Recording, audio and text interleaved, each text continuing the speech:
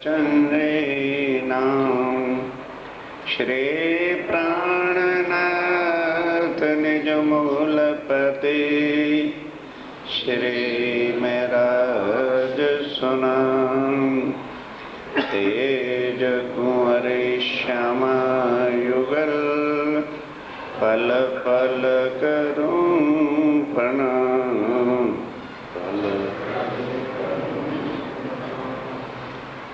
मैं ग्रह तुम्हारे कदम सो मैं न छोड़ूं काबा सब मोमनों के कदमों लगा को माफ किया तब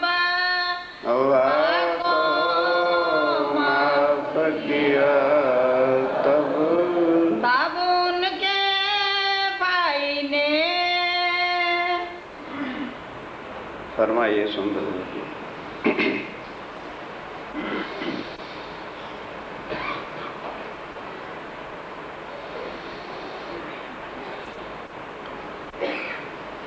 तब उनके भाई ने आप हक श्री राज्य महाराज वह धाम के धनी पार ब्रह्म सच्चिदानंद स्वरूप अक्षरातीत उत्तम पुरुष आप स्वामी श्री प्राणनाथ जी महाराज बुद्ध निष्कलंक अवतार आखिरुल ज़मा इमाम मेहदी साहब अब इस समय मंदसौर में जो कि एक मुसलमानों का ही शहर था और वहाँ पर विराजमान हैं जहाँ औरंगजेब की सेना कैंट लक्षित था। तो वहाँ सनंद की चर्चा के पश्चात मोहब्बत खां, जान मोहम्मद और भी कई गुवाहाटी लोगों ने तारतम लिया। अब इब्राहिम जो वहाँ का काजी था उसको जब पता चला तो वो भी आया, आके चरणों में लगा। जब उसने चर्चा सुनी तो उर्दू भाषा के अंदर वो कुरान के टीके का माहिर था। तो लाल दास जी ने उससे कुछ लालच भी दिया कि भाई अगर तू हमें कुरान का पूरा टीका कराएगा तो हम आपको जितना चाहोगे पैसा दे। अब वो आ जाता है रोज। तो स्वामी ने कहा पहले 19वें सुपारे से जिसमें खासकर इमाम मेहदी के आने की बातें लिखी और परमधाम की बातें लिखी हैं, वहाँ का टीका इससे करवाओ। 19वां सुपारा हो गया, 20वां हो गया, 21वां हो गया और 22वां हो गया। तब स्वामी जी के हुक्म से पहला, दूसरा, तीसरा, चौथा भी जब हो गया, अब उसके दिल में बेईमानी आ गई, कुफर बैठ गया कि ओहो मैं तो बहुत गलत काम कर रहा हूँ। अगर इस बात की खबर औरंगजेब को पता चल गया कि मैंने हिंदू वैरागियों को जो है कुरान का टीका करवा दिया है, मेरी गर्दन काट डाली, तब अपने मुसलमान होने के नाते से कुछ अटपटा बोलने लगा। तब स्वामी जी ने कहा लालदास इसको कोई किताब नहीं देनी। बस फिर शिव जी का जरा सा हुक्म होने की देर होती थी, फिर तो क्या बात थी। अब उसके बाद अब यहाँ से ध्यान सुनना कि जब आदमी के दिल में मन में बेईमानी हो जाती है, मन आगे आड़ा आ जाता है तो बिल्कुल उलट हो जाता है, भाव ही खत्म हो जाता है, इंसान नजर आता है। तो अब उसने कहा अच्छा ठीक है, लड़के घर तो चला गया। और इस तरह से फिर जब वो घर गया और मुसलमान होने का कुछ रुआब रूह डाल के गया, अब देखो, तन में अक्षातीत अंदर बैठे हैं, कितनी मुसीबतें। माया का और राज्य मराय का दोनों का तुलना मोमनों के सामने हो रही है, क्योंकि हम भी यहाँ माया देखने के लिए आए हैं सुंदर साथ जी। तो माया को पहले दिन से हुक्म मिला है कि इनको मेरे पर यकीन नहीं रहते, और स्पेशल कह रखा है कि मेरे मोमनों पर यातनाएं पे यातना, कष्ट पे कष्ट ढाना। अब वो चीज तो हम भूल जाते हैं, माया की बातों को देख करके स्टेन लेकर उठते ही फिरते रहते हैं, हमारे ऊपर स्टेन हो गया, ये हो गया। तो फिर आए क्यों थे परमधाम से, खेल मांगा क्यों था? माया की बातों का स्टेन दिमाग में घुस जाता है, अकल परमधाम की वाणी की नहीं आती कि ये यहाँ पर होना ही है। फिर स्टेन किस बात का, फिर स्टेन काहे का, फिर रोना किसका? जो रोता है स्टेन के आने पर समझ लो राज्य को भूल चुका है, उसका कोई नाता ही नहीं है राज्य से। अब ठीक है, बैठे हैं, कोई बात नहीं भाई। इतने में मोहब्बत खां आ जाता है। उसने आकर के देखा कि स्वामी जी उदास बैठे हुए। पूछा, स्वामी ने कहा, हाँ भाई क्या पूछते हो? तो मुसलमान अपने को कुरान के अल्लाह ताला के मालिक बनाए फिरते हो। हमने यकीन ही तो लाए हैं मोहम्मद साहब पर और अल्लाह पर, कुरान पर, और कोई बुरा काम तो नहीं किया, पर इस तरह से तुम्हारा इब्राहिम ऐसे शब्द कह दिया। अब मोहब्बत खां वहाँ का प्रधान था, तारतम दिया हुआ था, और एकदम कहते हैं, स्वामी जी मैं यहाँ का प्रधान मुखिया हूँ, और मेरे होते हुए ये जिंदा उठ के चला कैसे गया? मैं अभी जाता हूँ कसम खाली दिल में। और पहले सीधा उसका घर गया, जाके उसकी बीवी से पूछा। वो बड़ी घबरा गई कि आज ये प्रधान आया है और इतने गुस्से में है, कहीं मार ना डाले। फिर जब उसने दोबारा डांट के कहा तो कह दिया कि फलां जगह पे निकाह पढ़ने गया हुआ है। वहीं चला गया और बड़े गुस्से के साथ उसको बाहर बुलाया और खूब डांट के कहा, देख कमबख्त, तू कुछ दिन पहले जब सवेरे उठ के जाया करता था तो मैंने तेरे से पूछा था, तो तूने क्या कहा था? नहीं, ये बारह अल्लाह ताला की शक्ति है, मैं इनको मुरब्बी मानता हूँ, मेरे मीर हैं, ये है वो है। और आज तेरी वो छवि, तेरा यकीन, तेरा विश्वास कहाँ चला गया? अब कहता है, चरणों में गिर गया, कहने लगा, हुजूर मैं आपका नौकर हूँ, ऐसी कोई बात नहीं। उसने वैसे ही वह धाड़ मारी, टांग और धक्का दिया कि कमबख्त मेरे पांव पड़ता है, जा उन्हीं के कदमों डाल। जिन खुश दिल, जिनके चेहरे पर सदा नूर टपकता है, उनको तू दिल दुखा के आया। अगर वो माफ कर देंगे तो ठीक है, नहीं तो तुझे मैं जिंदा नहीं छोड़ूंगा। कहता जी बस निकाह पढ़ के अभी सीधा जाता हूँ। सीधा निकाह खत्म होने के बाद 3 बजे स्वामी जी के चरणों में जाके प्रणाम किया, लगा रोने। स्वामी जी ने देखा भी तो समय 3 बजे का लगता है। कौन है भाई तू? कह जी मैं इब्राहिम। इब्राहिम का नाम सुनकर नूर मोहम्मद पहले से जिसने तारतम लिया हुआ था, छुरा निकाल के बैठा था कि आ जाएगा ना तो मुझे छुरे निकालने की भी देर ना लगे, मैं पहले उसके पेट में घूम दूंगा, सारे को मार दूंगा। स्वामी जी को दुखी करके गया कैसे? अब सो ही रहा था, इतने में आके प्रणाम करने, तब नूर मोहम्मद कहता है, वो कमबख्त, ये देखा अभी तेरे पेट में घोंप देता, पर ये हाथी हमें इजाजत नहीं देते।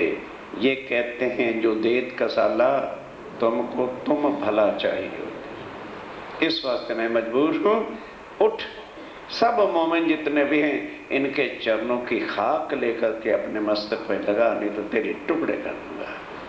तब एक एक मोमिन के चरणों लगा, उनकी धूली ली, बस कह जा चला जाए, यहाँ से निकाल दिया। अब वो कितने मुसलमान ईमान के पक्के और बेईमान होते हैं, दोनों चीजें। जाके घर भाई को कहा कि तू जाके टीका कराता रहे और मैं सारी रिपोर्ट औरंगजेब को जो है दे देता हूँ। ठीक है।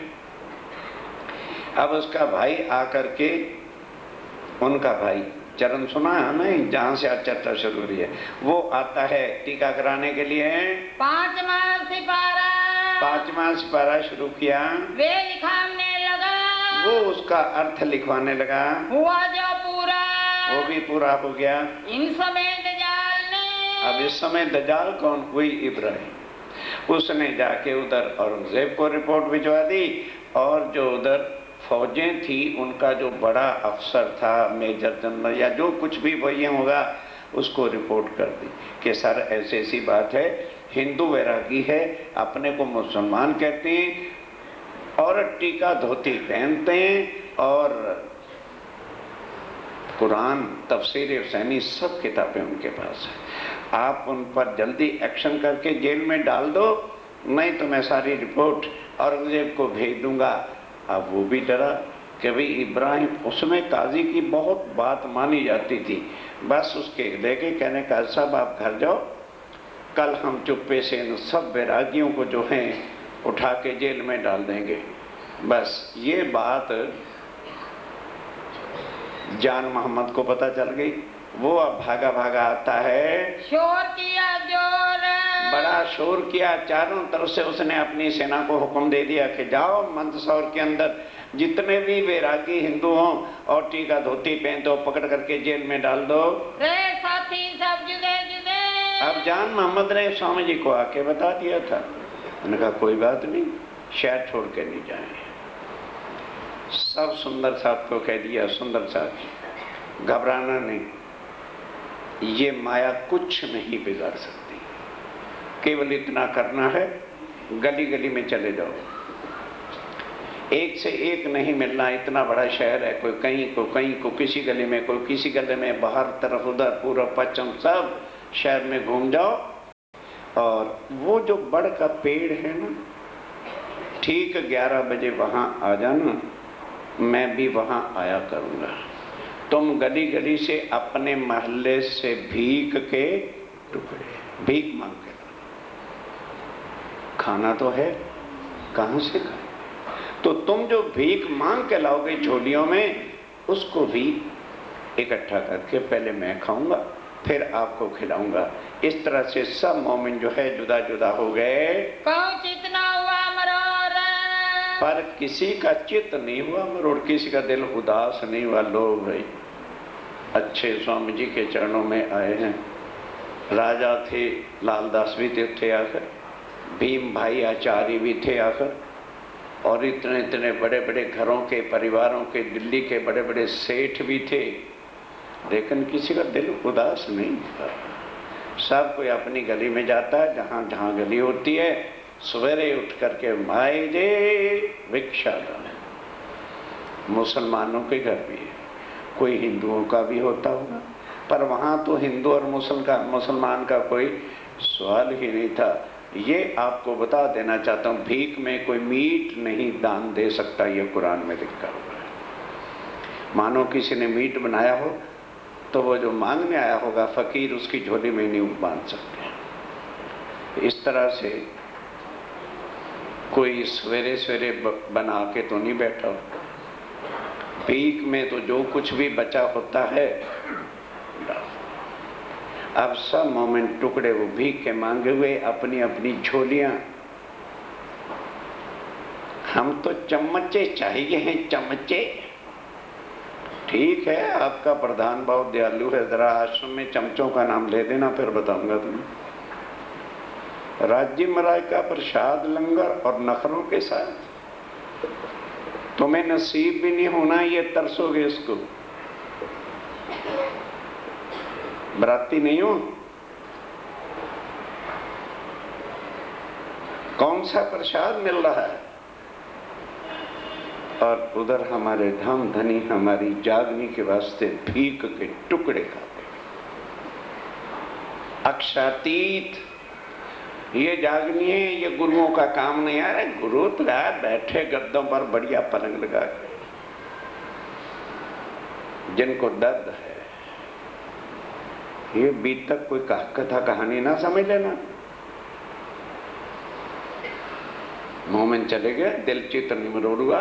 जहां जहां गली से जो कुछ भी भीख के टुकड़े मिले, जैसे फकीरों की झोली होती है ऐसे डाल करके भर के ले आते हैं। छिप रहे जुदे जुदे और छिप गए शहर में, किसी को पता ही ना चला। एक से दो इकट्ठे ही नहीं होने तो फिर क्या पता चले फकीर है जी, कोई भीख मांगता फिरता है। आवे दीदार को एक बेर, आवे दीदार को एक बार, जैसे स्वामी जी ने कहा था, वह एक ही बार सब जगह इकट्ठे हो जाते हैं। जोरी भर के ले आवी, हर कोई अपनी अपने मोहल्ले में से भीख की झोली मांग करके भर के ले आता है। टुकड़े मांगे फेर टुकड़े, भाई भीख में तो हर कोई टुकड़ा ही देगा, कोई बना हुआ, कोई कैसा, जिसके घर जो बना होता है वही भीख में दे देते हैं। सिर राजा रोगत हेत सो, ध्यान के साथ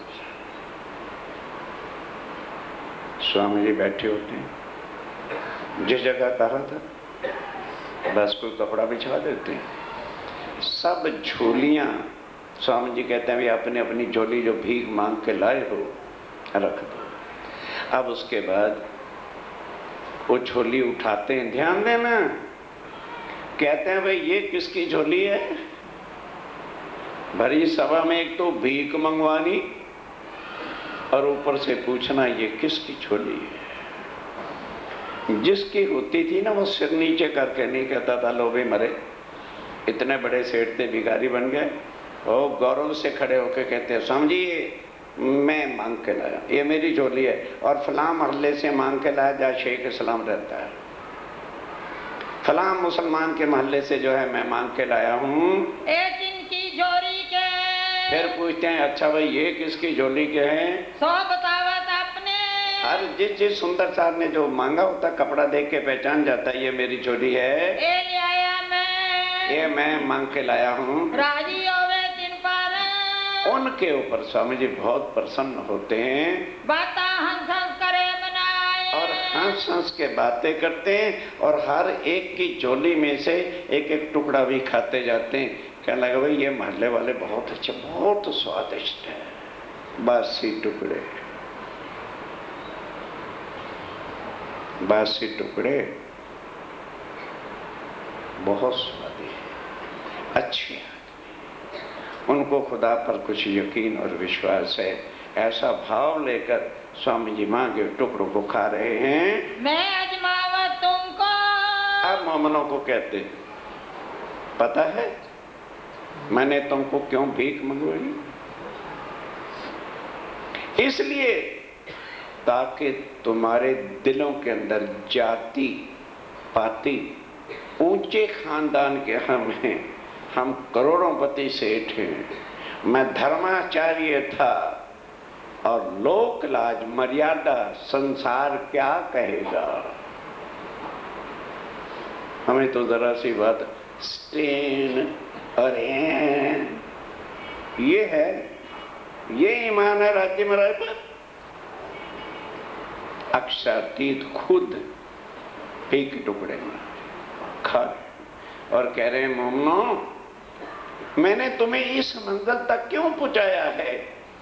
ताकि तुम्हारे दिलों में कोई खानदान, कोई ऊंच नीच, कोई लोक लाज कि दुनिया क्या कहेगी, ये कोई गुमान अहंकार दुनिया वाला रह न जाए, इन मंजिलों पहुंचाए।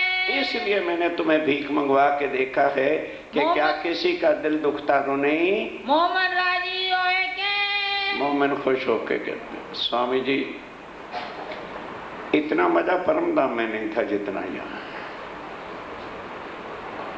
आप हमारे साथ रहो, जितनी भी जिंदगी के सांस होंगे हम भीख मांगा करें। हमें कोई किसी दुनिया की परवाह नहीं, ना किसी लोक लाज मर्यादा, ना खानदान और बरादरी वालों की चिंता है। बाता करे खुश दिल, और खुश दिल होकर के बातें करते हैं। ये नहीं कि भाई अंदर से मरा हुआ दिल हो और ऊपर से दिखावती बातें करनी हो। ए दिन हम कब पावी, ये दिन हम कब पाए? राज्य महाराज का ये दिन परमधाम में थोड़ा आपने हमें देना, क्या परमधाम में थोड़ा भीख मंगवाने भेजोगे? ये दिन तो आपने ब्रिज में भी नहीं दिखाए थे, रास में भी नहीं दिखाए। ये दिन बहुत अच्छे हैं रे एक दूजे हिल मिल, जब ये चीज हो जाती है ना तो फिर जुटबंदियां बंद हो जाती हैं, तब सब सुंदर साथ एक लगता है। अब तो अपने अपने फ्रेंड और अपने अपनी सहेलियां गुट बने हुए, एक दूसरे सब सुंदर साथ हैं, सब मेरे राज्य में के अंग हैं। ये भाव लेकर के सब एक दूसरे से हिल मिल करके रहते हैं। जरा किसी को शारीरिक कष्ट आकर शरीर तो यहाँ के हो जाते हैं तो सब उसकी सेवा करते हैं। तुम सिर बाना दयाल का, आज स्वामी जी कहते हैं तुमने सिर भाना दज्जाल, माया को तुमने जीत लिया है, कुटुंब कबीला और कोई कुटुंब कबीले की आस भी नहीं रखी। हमारे दादा का नाम कहाँ चला जाएगा, लोग क्या कहेंगे, इतने ऊंचे खानदान के होकर के ये भीख मांगते, कुछ मतलब ही नहीं है। रे बहुत बल सूरत में, ये रहे बल सूरत में किसका, अपने राज्य महाराज का, कि हम राज्य महाराज के अंग हैं तो उनका बड़ा और रिश्तेदार कौन। अरे भाई जिसकी सिर पर रक्षा थी तो साथ साथ चलते हैं, उसने दुनिया की रिश्तेदारी खानदान बरादरियों से क्या लेना होता है। संग जोश जबराइल खास, और राज्य महाराज की शक्ति फिर साथ मोमनों के है। श्री भाई जी इन समय अब भाई दुराज क्या करते हैं कि सारी झोलियों को लेके लौट देते हैं, फिर उसमें हर चीज को जुदा जुदा कर लेते हैं। भाई किसी ने क्या दिया तो छांटते जाना, ये चीज अलग, ये अलग, ये अलग, ये अलग। फिर सब सुंदर साथ को पंक्तियों में बिठा देते थे और प्यार के साथ हर एक को बांट बांट के एक एक चीज अपने हाथ से ये सेवा करते हैं। सेवा करी मोमिन, सेवा करते हैं अपने हाथ से, दिल बनाए आगे धरे, बहुत दिल के साथ, भाव के साथ, बड़े प्यार के साथ। कोई देखे भी ये बुरा, अच्छा नहीं तुम ये ना लो, ये तुम्हारे तुम खा सकोगे आराम से, वो ले लो। हमेशा दिल रोशन, और बहुत ही खुश दिल होकर के भाई जुराज सुंदर साथ की सेवा करते हैं, एक दूसरे को सेवी, और सब सुंदर साथ। जरा किसी का सिर दर्द कोई कष्ट हो ही जाता है, शरीर है तो सब सेवा एक दूसरे की करते हैं, हर बात कर चित्ता, और हर तरह से बड़े चित्त और भाव के साथ एक करे मिनो मिने, और एक दूसरे से बहुत जो है प्यार है दिल में सच्चा, कहूँ शक ना बैठता, किसी के दिल में किसी प्रकार का कोई बुरी दृष्टि नहीं, कोई शक नहीं है। नाना भाई चले, अब यहाँ नाना भाई अपना सुंदर साथ था, शरीर छूट गया। इतने दिन तक ही राज्य महाराज के चरणों की साक्षात सेवा का लाभ लिया, शरीर छूट गया। मंदसौर के में, जब मंदसौर में थे ताले माफा के बस यहीं तक राज्य महाराज का हुक्म था, यहाँ तक सेवा की, उतना ही सुख से, उतना ही सुख लिया उसने। मुकानदास को उससे, अब यहाँ से मुकंदास को कहाँ से, जब उदयपुर से आ रहे थे तो रास्ते में से भेज दिया था, वो मंदसौर में आया। अब रास्ते में से भेजे भाव सिंह पास, राजा भाव सिंह के पास 3 सुंदर साथ और दिए, केशवदास, खिमाई भाई और एक और सुंदर साथ दिया कि तुम चारों जाओ। और औरंगाबाद में राजा भाव सिंह राज करता है। सुना है कि वो कट्टर हिंदू धर्म पर बहुत विश्वास रखता है, कट्टर है। उनको जाकर के कुछ चर्चा सुनाओ, यदि वो किसी काबिल होगा तो फिर मुझे बुलाना, तुम जाए उनकी खबर लियो, जाके उनकी खबर लो, सत्संग करो, चर्चा देखो कैसा है जीवता कचुआ सा, है जीवता कुछ काम बनेगा या मुर्दा मुर्दार जीव के माया का कीड़ा है, जो हमको उस बुलावी, अगर वो हमें वहाँ बुलाए तो हम आवे उत्तर, तो हम वहाँ औरंगाबाद आ जाएंगे। कहाँ जाए के लिखियो, तुम वहाँ जाके चिट्ठी लिखना, जैसा देखो तीता, जैसा उसका हाल चाल देखो, मुझे सूचना देना। मुकानदास जाए पहुँचे, अब मुकानदास वहाँ चला गया, भाव सिंह सो किया मिलाप, और भाव सिंह से मिलाप किया, चर्चा उनसो रस पड़ी। अब भाव सिंह को इसलिए पता लग गया कि वो सीधा पहले सवेरे चला गया तो राजा भाव सिंह के घर दरबार में ही चला गया, और वहाँ वो जो उनका राजगुरु था, हर एक हिंदू भी राजगुरु रखता था, रामदास उसका नाम था, और वो बिल्कुल तांत्रिक विद्या शक्ति जानता था, बाकी आत्म तत्व के ज्ञान का कुछ भी उसे पता नहीं था। और उसने क्या नियम बनाया हुआ था कि कोई भी साधु महात्मा मेरे पूछे बिना राजा से मुलाकात नहीं कर सकता। अब वो मुकंदा सीधे ही चले गए, उन कबूल किया आपन। अब उसने क्या स्वीकार किया? तब वहाँ से कहा सदा, तब जब स्वामी जी की सूचना दी तो कासद भेजा संदेशा कि स्वामी जी को बुलाया जाए। भेज दिया सिताब, भेज दिया। वहां से मंदसौर आए पहुँचा। अब वो मंदसौर आ गया, पाती ले किताब, चिट्ठी लेकर के, उनमें बड़ी बात के, और उसने बड़ी भली भांति से आदर भाव से चिट्ठी लिखी थी, लिखे थे सुकन, सारी बातें लिखी थी। पढ़ के आप राजी थे, पढ़ के स्वामी जी बहुत प्रसन्न हुए, सब साथ मोमिन, और सब सुंदर साथ भी। अब मंदसौर से, अब मंदसौर से चलने का किया उपाय। कहाँ गया और उसको मार कहाँ पड़ी? तो स्वामी जी पहले ही चल देंगे।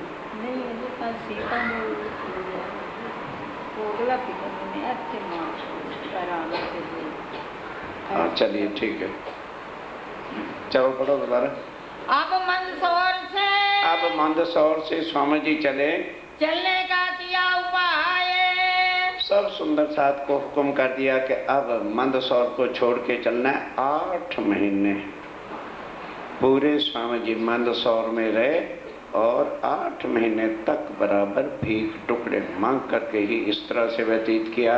साथ हुए सब तैयार, सब सुंदर सा, बस सारे फकीरी रूप में थे।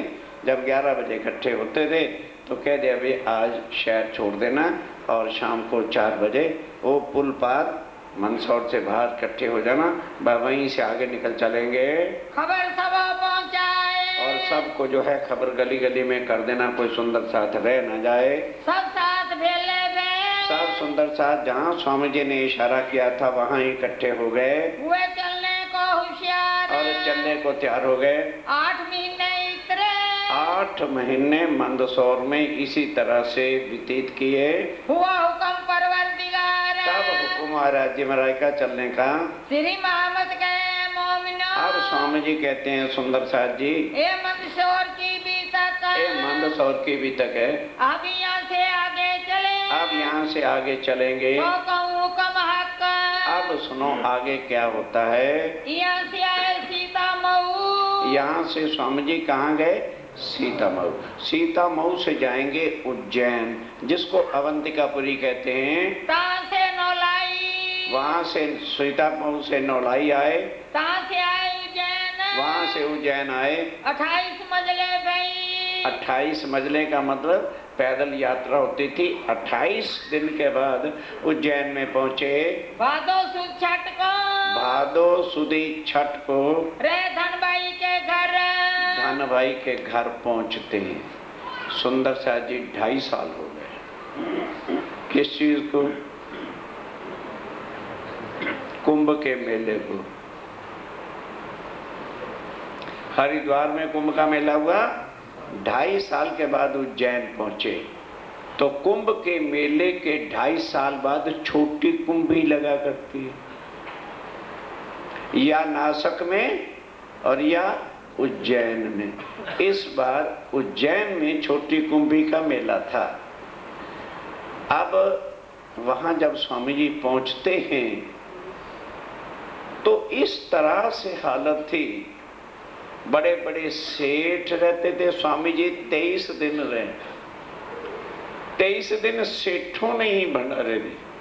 भाई 8 महीने भीख मंगाई है तो वो कसम नहीं पूरी है, लाड पूरा ही कराते हैं। अब वहां बिल्कुल ये हालत होगी कि मानो ब्रज की लीला हो। जिस सेठ के घर रोटी हो उसके घर कुंभ में आए हुए जितने भी साधु महात्मा वगैरह हों उन सब की भी रोटी वैसे ही होती थी। और इस तरह से जो सेठों ने भी दिल खोल के सेवा की कि मानो ब्रज का माहौल हो। तो वहां ये कीर्तन उतरा था, प्रगटे श्री नंद, ये वहां पर जो है कीर्तन उतरा था। भाई भगवान चौधरी, भाई भगवान दास चौधरी था। ईमान ले आया इन पर। बस चर्चा सुनी, ऐसी चर्चा तो कोई भी आके उज्जैन में सुनाता। भाई धर्म तीर्थ था, लेकिन बड़े बड़े लोग आचार्य जन आते थे, ऐसा ज्ञान तो किसी के पास था। अब स्वामी जी जब अपने प्रमाण सारे शास्त्रों से, वेदों से, कलयुग में भविष्य पुराण, हरवंश पुराण के देते हैं, सबकी आंखें खुल गई। और जब ज्ञान निराकार के पार आगे अखंड द्वैत और अक्षर अक्षरातीत की बातें बताते हैं, तो उनको यकीन आ गया। इन्होंने उत्सव किया। बस अब जिनको यकीन आता है और तारतम लेता है, कहते हैं स्वामी जी आज की रसोई की सेवा हमारी है। तो वो अपने घर उत्सव में रसोई करता है। बाबूजी या नाम, उसको बाबूजी बाबूजी कहते थे। लाल जी ये उत्सव किया। लाल जी भाई भी एक और थे, उसने भी तारतम लिया और उत्सव किया। पधराए श्री राजा, पधराए श्री, पहचान के बिना थोड़ा ही अपने घर को ले जाता है। वह पहचान करके सब साधु महात्मा को कहा कल सब भोजन हमारे यहाँ आके करना, खूब आनंद मंगल भंडारे हो रहे हैं। ए जोशी राम आया। कितनी संख्या होती होगी यहाँ तो 400-500 की रसोई के लिए 3 हुचकियाँ भर के नाम लिखवा तो दिया। अब सोच रहे कटवाएं कैसे, नहीं समझे। नहीं तो 1 बार 2 बार सूचना होगी भी जिन्होंने रसोई लिखवाई पैसे दो। हलवाई ने तो पैसे लेने होते हैं ना। तो छोड़ो, तुम कटवा दो। चरण सिंह को कहते ना हमने रसोई नहीं देनी, रसोई फिर भी चलेगी। राज्य का लंगर दरबार नहीं बंद हुआ करता। इतने इतने लोग भंडारे पे भंडारे हो रहे हैं। जिसने तारतम लिया, नहीं जी आज भंडारा हमारे घर होगा, सब को जो है उज्जैन में कह दो, जो भी बाहर से साधु महात्मा सब आए हुए हैं, आज हमारे घर भंडारा होगा। सिराज पधारे इनके घर। अब रसोई होती थी तो स्वामी जी को अपने घर ले जाएंगे, तभी तो भंडारा करेंगे। वह पूर्ण मनोरथ का, सबकी मनोकामना पूर्ण होती है। कांजी के घरों, तब कांजी भाई भी आत्म थी परम धाम की, सत्संग सुना, तारतम लिया और वो भी रसोई अपने घर दिखराता है। पधराए करे बड़े हेत भाव के साथ जो है वो पधराता है राज्यम राय को अपने घर। फिर 23 दिन में, फिर इस तरह से 23 दिन तक वहाँ रसोइयाँ ही रसोइयाँ और भंडारे ही भंडारे हुए। नौलाई आन पहुँचे। फिर नौलाई पहुँचे। एक दिन तारे के, एक दिन अब वापस जा रहे हैं। एक दिन वहाँ रहे, पहुँचे नुनेरे। नुनेरे पहुँच गए। कहाँ एक दिन रह के, एक दिन वहाँ ठहर के पहुँचे बुढ़ानपुर में। बुढ़ानपुर आ गए। कहाँ एक दिन रह के, फिर वहाँ एक दिन रह के चले मजलिस से। वहाँ से फिर चल पड़े। कहाँ से औरंगाबाद। कहाँ से आए, औरंगाबाद पहुँच गए। भाव सिंह के घर। भाव सिंह को पहले से ही पता था, तैयारी थी, वहाँ उनके घर चले गए। ताकि बीता कहूँ, हाँ अब औरंगाबाद की बीतक अब सुनिए। जिन बात इन पर किस तरह से राजा भाव सिंह के साथ चर्चा हुई, सत्संग हुई और कैसे मुकानदास पहुंचे थे, बीच में बात रह गई थी। अब फिर सुनिए। श्री मोहम्मद के मोमिनो, आप धाम के दुला श्री प्राणनाथ जी कहते हैं सुंदर साहब जी, ए मंदसौर से बीता मंदसौर से एक टूक में शॉर्ट में आपको बता दिया है। आगे औरंगाबाद की। अब आगे औरंगाबाद की सुनो, पहुंचे कैसे। बात बड़ी बुजुर्ग का, खास बात समझने वाली है। राणा के मुल्क से। अब ध्यान देना, राणा का मुल्क कौन सा?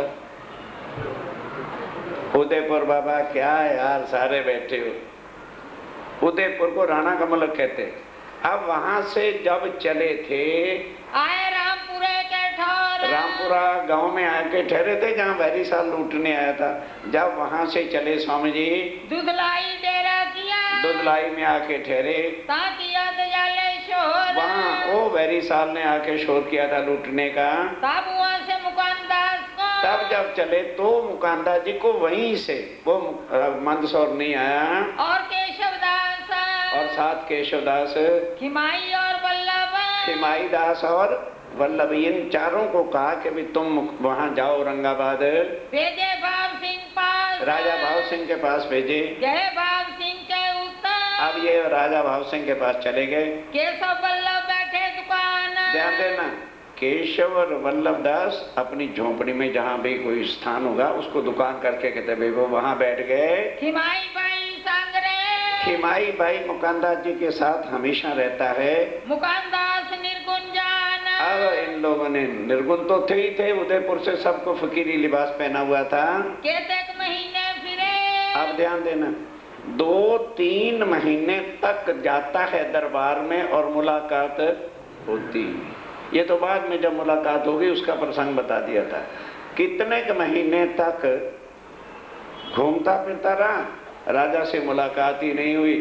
सोचा यार 3 महीने हो गए वापस जाए। फिर कहते आगे लालदास खड़ा होगा, शक्ल क्या दिखाऊंगा। वो तो मुसलमानों से भले खलड़ी उतरवाई, कुछ किया और सिर नीचा झुका के आ गया, और मैं एक हिंदू राजा से भी नहीं मुलाकात कर सका भी नहीं। ऐसे तो मैं वापस नहीं जाऊंगा। देख रखे निर्गुण, देश अपना निर्गुण ही रखा, फकीरी लिबास। वेदांत को पक्ष हो दिया। तब वेदांत पक्ष में से 23 प्रश्न बहुत कठिन, जैसे एको ब्रह्म द्वितीय, ब्रह्म सत्य जगत मिथ्या। और आज और भी सुन लो, जो कोई वेदाचार्य बैठा हो या वेदों के जानने वाला, 4 सूत्र हैं वेदों के। आहम ब्रह्मास्मि, तत्वमसि, सर्वे खर्दम ब्रह्म और आत्म एव। ये वेदों के 4 सूत्र हैं। और जो वेदों वाले, पुराणों वाले हैं, वो यही पर ही 4 सूत्रों को घटा के बैठते हैं। और ये घटेगी कहाँ? परम धाम। आहम ब्रह्म अस्मि तत्वमसि, मैं भी पार ब्रह्म और तू भी पार ब्रह्म। कहाँ एक तत्व है? तो जहाँ एक तत्व है वहां ही तो सब एक रूप है। सर्वे खर्दम ब्रह्म, कण कण में पार ब्रह्म है परम धाम में। तो ये सारी चीजें उन्होंने क्वेश्चनों में लिखी कि मैं अगर वेदांत को जानने वाला होगा तो ये क्वेश्चन करूंगा। 23 प्रश्न वेदांत पक्ष के लिखे रे बीच निर्गुण, और निर्गुण भेष में ही है। जब लगे मूर्खने, जब वापस जाने लगे तब दिल में किया विचार। अब ध्यान देना, प्रश्न पुरुषों को लिख लिए। कहना मैं मिलूंगा कैसे? आगे तो 3 महीने हो गए यार, लौट के मुड़कने, मैंने मुड़ के जाना। लौटने का जब विचार किया, मैं फिरा कहाँ जाऊं? तब कहने लगे मैं स्वामी जी को, लालदास वगैरह को शक्ल क्या दिखाऊंगा, मैं क्यों वापस आ रहा हूँ? जनाऊं जित व्यवहार, क्या व्यवहार अपना जताऊंगा? भीख मांगे दऊं स्वरूप। क्या लगे भाई, उसे राजा के दरबार में तो घुसना है, जैसे भी होगा देखी जाएगी। खेमाई भाई और लालदास जी ने भीख मांगी। वहां नहीं ना गया मंदसौर, बराबर भीख भी। अभी जो दिल्ली की मार बैलेंस है ना, इसके जिससे अभी मिल जाती है। अब बाजार से भीख मांगी, भीख मांग के एक तो मिठाई का डिब्बा ले लिया, झोली तैयार कर ली प्रसाद देने के लिए, और एक झोली और ले ली, उसमें क्वेश्चन लिख के भागवत के तैयार रख दिए। के लिए उसके भीख मांग के रेशमी कपड़ा लेके थैलियां तैयार कर ली, थैलियां रेशमी बनाए के, रेशमी थैलियां बना के प्रसाद थैली करी तत्पर। एक तो जो है उसमें प्रसाद भोग रख दिया। भोग काय का था? प्रसाद ही लेके बाजार से राजा को देना है तो प्रसाद ही है। प्रश्न भागवत वेदांत के, भागवत के 40 और वेदांत के 23 प्रश्न उसमें रख दिए, ले डाले थैली में डाल दिए। एक प्रसाद की थैली का, एक प्रसाद की थैली बनाई, किया मिलाप 3 से, और दरबार में चला गया। उसको पता नहीं था। खजूरी को कहा मैंने बादशाह से मिलना है, टाइम ले दो, ले दिया, चला गया। महंत रामदास रे, महंत रामदास ने बाद में देखा, जब राजा के सामने ही आके खड़ा हो गया, तब राजा से बातचीत करने लग गया। 3 देखे बीच बाजार, अब गुस्सा तो बड़ा। अब मुकानदास जी की सारी बातें चर्चा सुनकर रामदास को शक पड़ गया, अगर ये दोबारा मिला तो राजा तो मेरे हाथों से चला जाएगा। उन्होंने कहा अच्छा कोई बात नहीं। अब मिल मुल के वो चला गया। अब शाम को जब दफ्तर से उठा, महंत रामदास लाठी ली पकड़ और अब ढूंढता फिर रहा है, भाई एक बार वो मुकांदास मिल जाए मुझे तो श्लोक उसको मैं पढ़ाऊंगा। बस ढूंढते ढूंढते ढूंढते नजर आ गए तो वो जा रहा है। बस भाग के लपक के कहा, हाँ मुकांदास जी महाराज ये बताओ किसकी इजाजत से जरा बादशाह के ने मिलने के लिए गए थे? हाँ तुम्हें पता नहीं था उनका गुरु महाराज भी है कोई, राजगुरुओं के बिना राजा नहीं होते। ओ लठ उठा के दे बार पे बार, दे बार पे बार। शायद मोमनों को इतनी नहीं पड़ी होगी जितनी इसको पड़ी। खूब डांड कस के बाद एक प्राण नहीं निकल गया। चला जा यहाँ औरंगाबाद से, अगर मैंने दोबारा तेरी शक्ल कहीं औरंगाबाद में देखी तो शमशान घाटी तू सीधा जाएगा। मिला मुकांदास को, तब वो मुकांदास को मिल गया, पहुंचाया नाले पार, मार मार करके जो है नाले के पार, नहर के पार छोड़ाया। जो औरंगाबाद रहेगा, अगर तू दोबारा मुझे औरंगाबाद दिख गया तो हम मारेंगे फिर, दूसरी बार तुझे जान से ही खत्म कर दूंगा। जो बदरा करे भाव सिंह को, राजा भाव सिंह को बदरा करता है, गलत रास्ता, गलत ज्ञान सुनाता। तू बहुत ज्ञानी पैदा कहाँ से हो गया? तो हमारे दूसरी बार ऐसी मारूंगा कि तेरी लाश भी कोई नहीं उठाएगा। जो करके जब छोड़िया, इस करके जो है मुर्दा बना के उसको धोया छोड़ा। तब मुकांदास की ओ विचार, ठंडे सांस सूंस लेके उठा कि भाई मार भी खा ली और राजा से बातें भी खुल के हुई नहीं, तो अब क्या शक्ल जाके दिखाऊंगा स्वामी जी को के मार खा के आ गया हूँ। दजाल मिलने ना देवी, पर ये दजाल है, ये मिलने तो देता नहीं। मैं हूँ खबरदार, पर मिलना तो मैंने भी है, जो कुछ होगा देखी जाएगी। एक देरा देवी का। तब सोचने लगा भी दरबार में नहीं मैं जाता, क्योंकि वो वहां 10 बजे आ जाता है। तब एक दिन छुप के बैठ गया, सवेरे 5 बजे उठ के देखूं राजा सवेरे उठ के सीधा दरबार जाता है या कहीं और भी जाता है। तो राजा के महलों के सामने एक देवरा मतलब मंदिर था देवी का, और वहां नहा धो के राजा जाता था परिक्रमा करके और प्रसाद लेके पुजारी से, देवी का मतलब पुजारी था, वहां आता है। तब उस दिन उसको पता चल गया कि मुकंदास पुजारी से पूछता है, राजा रोज आते? कहते हैं ये मंदिर ही राजा ने बनवाया हुआ।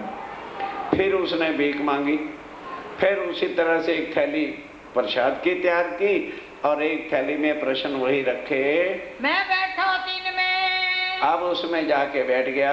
उत्भाव सिंह आवाता, वहाँ राजा भाव सिंह आते हैं, मुझे वहीं बैठ जाना चाहिए। पाती देऊंगा। उत्भाव सिंह आवाता, वहाँ राजा भाव सिंह आते हैं, मुझे वहीं बैठ जाना चाहिए। पाती देऊंगा हाथ में, तब जब वो सुबह आएगा उसके हाथ में पाती दे दूंगा। ऐसा विचार करके, ऐसा मुकंदा जी ने सोचकर जाए छिपके बैठे उत्तर, बस वो लेके थैली और वो परिक्रमा में छिप के बैठ गए। क्यों? पुजारी लोग देवी के मंदिर में परिक्रमा नहीं करते, एक हाथ में आरती और एक में घंटी बजती है, बस देवी की आरती उतार दी और रख दिया। अब मुकंदा जी परिक्रमा में छुप के बैठे रहे। जब भाव सिंह आया, अब जब राजा भाव सिंह आया तो वो परिक्रमा अवश्य करने जाता था। पाती प्रसाद दिया तीता, तब जो है फिर सवेरे सवेरे पाती भी हाथ में दे दी और प्रसाद का डिब्बा भी दे दिया। भाव सिंह सिर चढ़ाए के, बस भाव सिंह ने सिर चढ़ाया कि ओहो सुबह ही सुबह ऐसे संत महात्माओं के दर्शन हुए। ठीक है, वो लेके घर चला गया।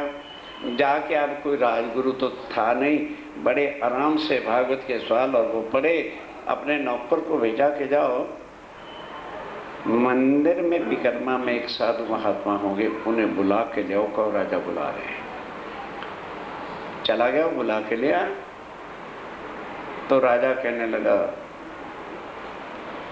कि मुकद्दस अब भाई ऐसे नहीं, ये जो प्रश्न तुमने लिख के भेजे हैं मुझे इसके भागवत वाले अर्थ बताओ।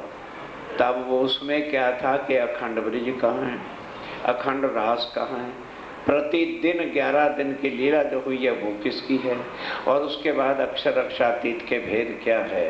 अब ये सारी लीलाओं के भेद विस्तार 2-3 घंटे लगाकर खूब अच्छी तरह से मुकांदासी ने उसको समझाए। ले थैली उस वक्त और पहले तो थैली लेके घर चला गया, भीतर जाए के बुलाए, महलों में जाके मुकांदासी को बुलाया, मुकंदास को तीता वहाँ अपने पास बुला लिया, पूछी हकीकत श्रीराज की। तब सारा कुछ समझ के कहते भाई ये चिट्ठी भेजी किसने, तो स्वामी जी के दस्तखत हुआ करते थे हिंदुओं को चिट्ठी लिखने, तो स्वामी कृष्णदास जी महाराज।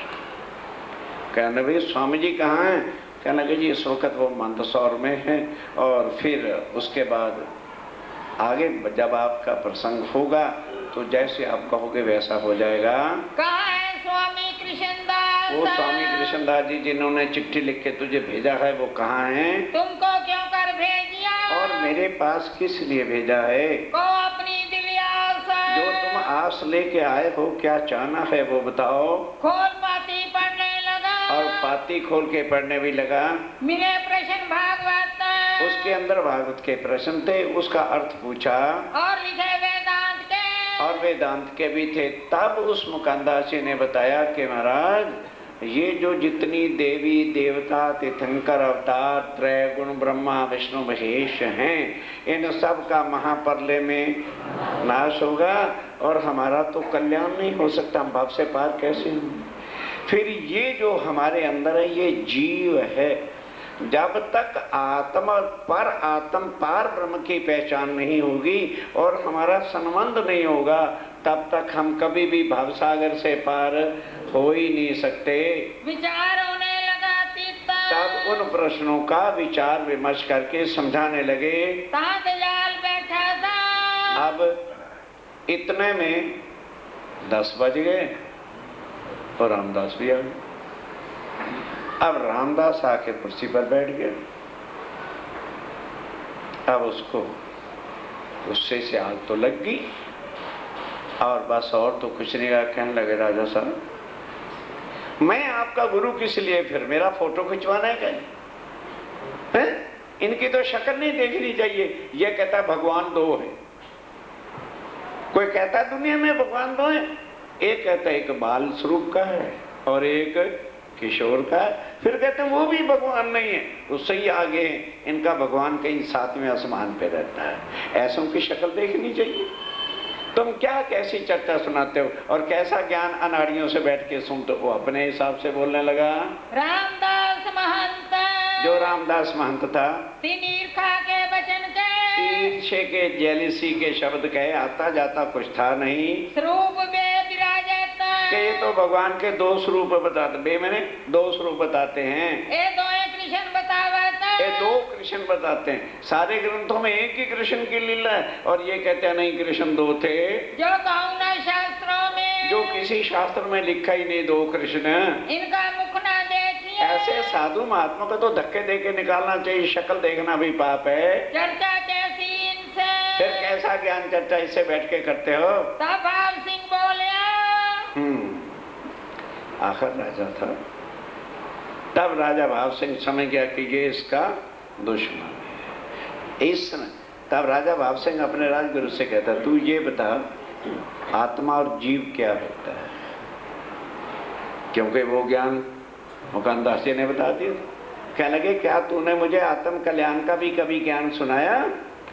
तांत्रिक विद्या और संसार की शक्तियां देवी से क्या मुझे भाव से पार कर देंगी? और जिसको तू 2 कहता है, एक विष्णु भगवान का स्वरूप बाल मुकुंद है और एक अखंड गौलोक का स्वरूप है, 2 नहीं तो और क्या है? ऐसी काहे कहो तुम। और फिर अगर तुझे ज्ञान का नहीं पता तो ऐसी घटिया किस्म की बात इतने बड़े महात्माओं के लिए तो नहीं कहनी चाहिए। एको भला बतावे तो। इन्होंने तो मेरी आत्म कल्याण का रास्ता बताया है, जो आज दिन तक तूने बताया ही नहीं कि हम भाव से कैसे पार हो जाएंगे।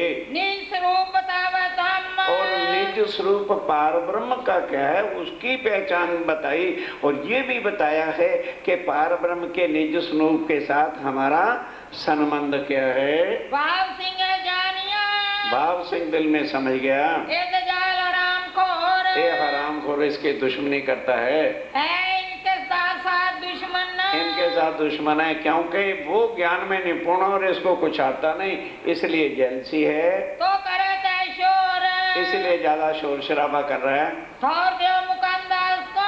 तब नौकर को बुलाया कि नहीं, मुकद्दस जी को मेरी हवेली के साथ वाला जो कमरा है ना वहाँ ठहरा लो, खाने पीने की पूरी व्यवस्था करो और फिर मैं बाद में इनसे ज्ञान सुनूंगा। तो रामदास बोला है कि राजा साहब, मैंने तो समझा शायद ऐसा ही साधु महात्मा है कोई, अगर बहुत ऊंचा है ज्ञान वाला है तो फिर यहाँ इस अकेले की क्या सेवा हुई। मैं इसको अपने घर ले जाता हूँ, बहुत अच्छा पलंग दूंगा, अच्छा इसको भोजन खिलाऊंगा और खूब अच्छी तरह सेवा करूंगा, बजाय इससे कि अभी राजा कुछ बोलता कहता राजा साहब मुझे इसके घर सेवा के लिए ना भेजना, मैं इसकी सेवा। ये तब कपड़ा उठाया कि हुजूर मैं उस दिन आपके दरबार में आ गया था और ये मुझे बाजार में पकड़ के ये देखिए मार मार के मेरी जान नहीं निकाली, पर मैं तो स्वामी जी का हुक्म पूरा करना था इसलिए आ गया। अब राजा ने देखा वो मेरे दरबार में आए हुए हिंदू महात्माओं को और ये कमबख्त गुरु जो है ऐसा व्यवहार करता है। वह राजा को चढ़ा गुस्सा धक्का देके निकाला और वजीर को बुलाया। अभी इसके बाल बच्चे परिवार सहित सामान लदवा करके मेरी रियासत से बाहर निकल। ओ बस तू पुरोहित है, राजा है, राजगुरु रहा है, नहीं तो तेरे टुकड़े अभी करवा देता। इतना नीच हिंदू साध महात्मा और ये दुर्गति का व्यवहार, तू पशु है, ढोर है। बस उसे स्टेट से ही बाहर निकलवा दिया। तब रामदास बोला इनकी सेवा की मुझे आस है। वो बात रह गई थी ना कि इसकी सेवा मैं करूंगा, यहाँ अकेला सारा दिन उदास हो जाएगा। उतारे हम अपने घरों, हम अपने घर ले जाते हैं, उतारा करेंगे, खूब सेवा करेंगे, चरण दबाएंगे। तब मुकानदास का वचन, मुकानदास पहले ही बोल उठा, इन सेवा मारी भली करी। कहे राजा साहब इसकी अगली सेवा मुझे नहीं भूल रही, बहुत सेवा की। ये देखिए पीठ दिखाई, पीठ दिखाई, कपड़ा उठा करके मारा। ये देखिए अभी तक डांड पड़े हुए 3 दिन हो गए और डांड हट ही नहीं रहे। देख पीठ भाव सिंह को। बस राजा भाव सिंह ने जब पीठ देखी और डांड देखे आंसू आ गया, गुस्से से आग बगोला हो गया। बड़ा हुआ दुख, बड़ा दुखी हुआ वो। धक्का दे उठाया दजाल, वो जो राजगुरु था धक्का दे के कमर को उठा दे, निकल जा यहाँ से। राजगुरु बना फिरता है चंडाल, ये राजगुरुओं का व्यवहार है। फिर एक संत के साथ दरबार में आया भी है तो वैसे बात करो तो मैं बुरी गाड़ी दई मुख। बस राजा था, उसको क्या किसी का डर। मतलब बुरी का मतलब आप शब्दों वाली गालियां जैसे लोग माँ बहन की देते हैं, इस तरह के आप शब्दों की गालियां बुरी बुरी निकाल दी। जो मेरे यहाँ आता कि मेरे यहाँ जो आता है ताकि ऐसी सेवा करे, तो उसकी सेवा करता है। राजगुरु बन के ये सेवा तो कर रहा है साधुओं की। निकसो मारे डेरा से, बस अभी जो है मेरे डेरे से स्टेट से निकल जाओ, जाओ देश में तीता, किसी और देश में जाके बस तो जिंदा रहना चाहते हो मरवा डालूंगा, नहीं तो तुझे। मुकानदास की निशा करी। तब मुकानदास की तसल्ली कराई कि मुकानदास मुझे भाई नहीं पता था कि इतना पापी है, तुम मुझे माफ कर। ये जो कष्ट हुआ मेरे कारण से हुआ, इसलिए तो तसल्ली ना कर। और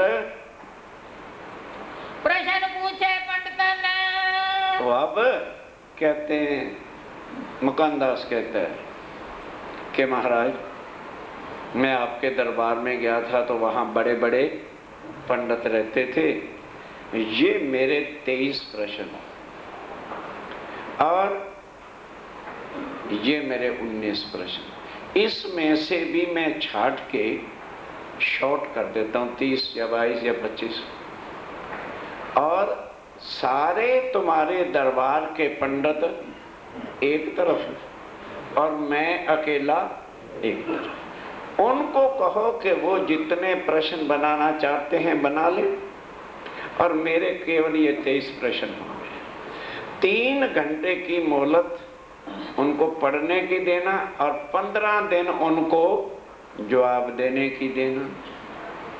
फिर उसके बाद अगर मेरे प्रश्नों, ध्यान से सुनने का प्रसंग है, मेरे प्रश्नों का उत्तर वो दे दे खाली, तो उनका जूता मेरे सिर पे बंधवा के मुंह काला करके सारे शहर में ढिंढोरी पिटवाना। और अगर उनको मेरे प्रश्नों का उत्तर न आए तो मेरे जूते उनके सिर पे बांध के मुंह काला करके निकलवाना, ताकि दुनिया को पता चल जाए ये पंडित ऐसे ठग और लुटेरे होते हैं। करो इनका जवाब, इनका जवाब मुझे लेके दो, होए दिल रोशन, ताकि आपको तसल्ली हो जाए कि हम ठगने वाले हैं या ये पंडित ठगने वाले हैं। आया ना जवाब उनको।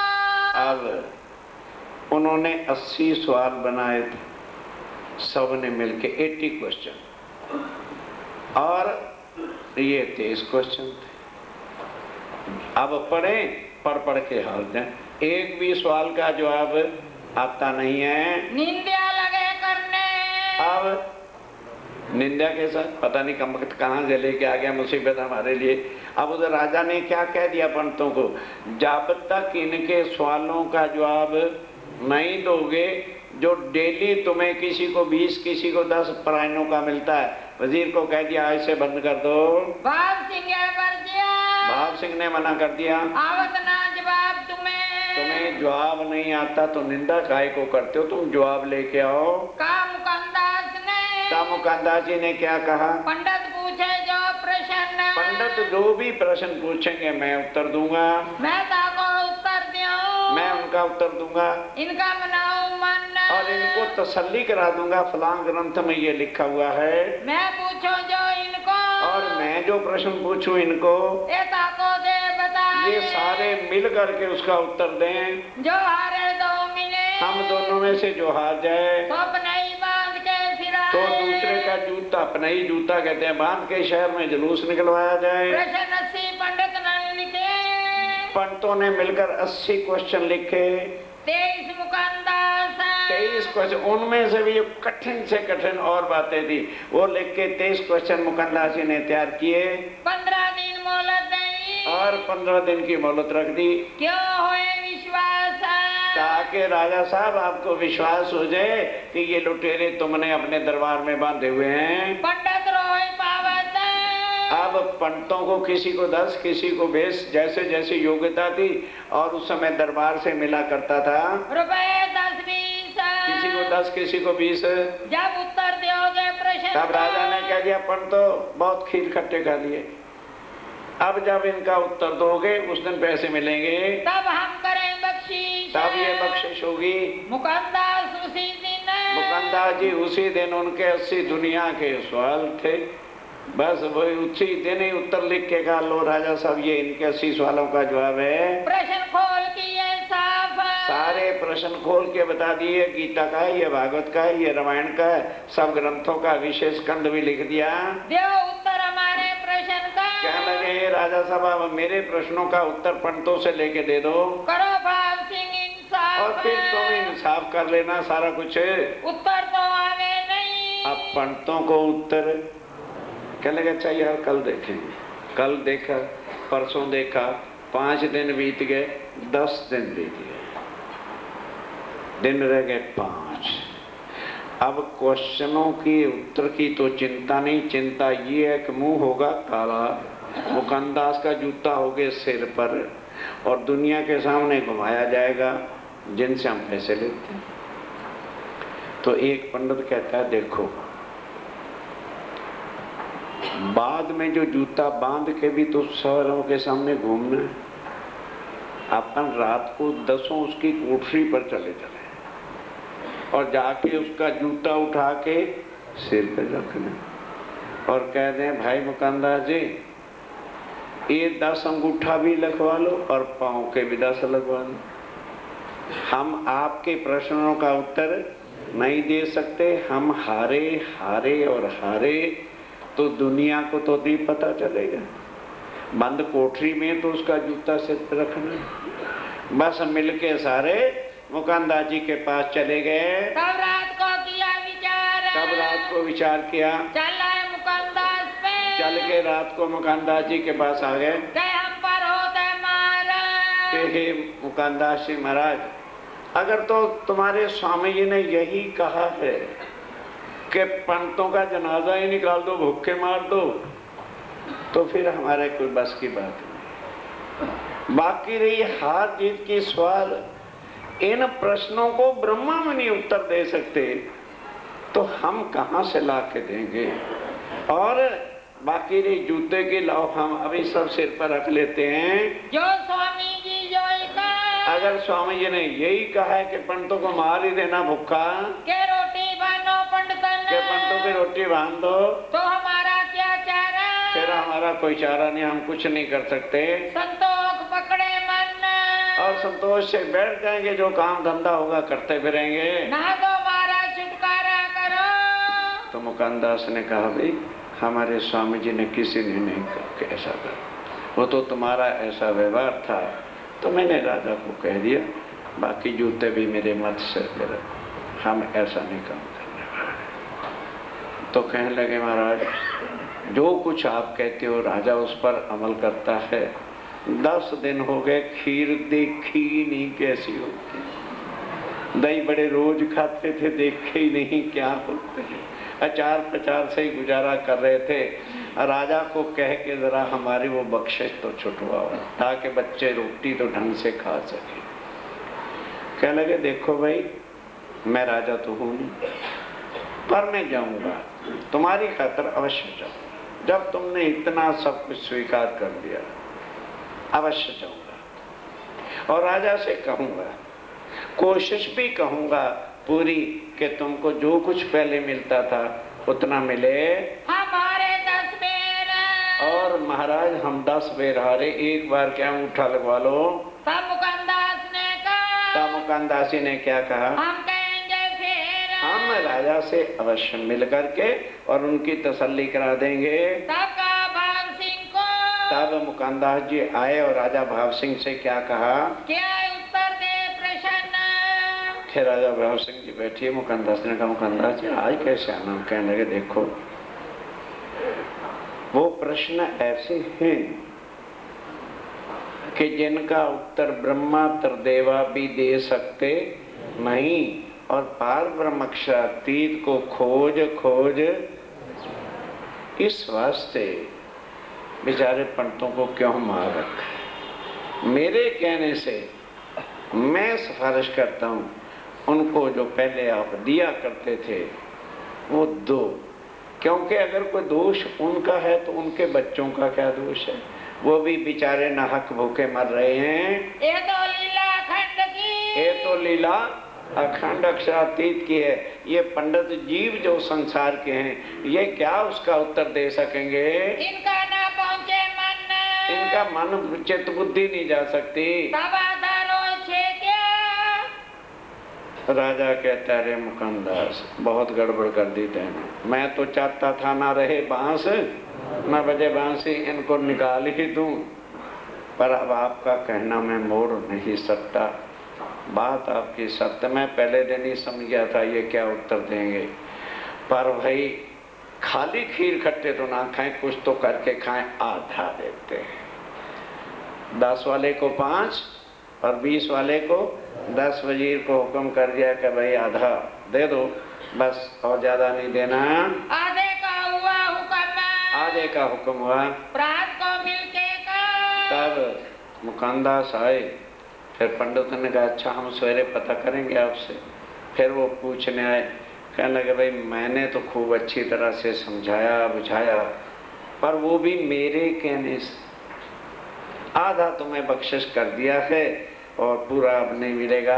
एक काम किया तुम्हारा, कितना काम तुम्हारा हो गया है। दिन दूसरे तीसरे, तब दूसरे तीसरे दिन नीके दिए कान। अब राजा को भी लगी कि ये ज्ञान कुछ ऊंचा है। अब उनको बुलाकर और अच्छी तरह से नीके मैंने अच्छी तरह से बैठ के चट्टा सत्संग सुनी, तारतम नीके सुनिया, और तारतम क्या है उसको सुना और समझा।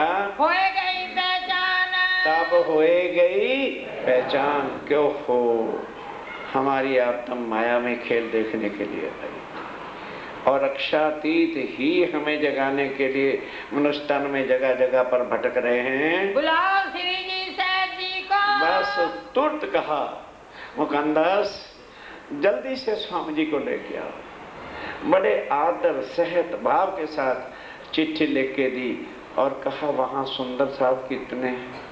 कहना ही लगभग 200 थे, अब और बढ़ गया हूँ तो मुझे नहीं पता।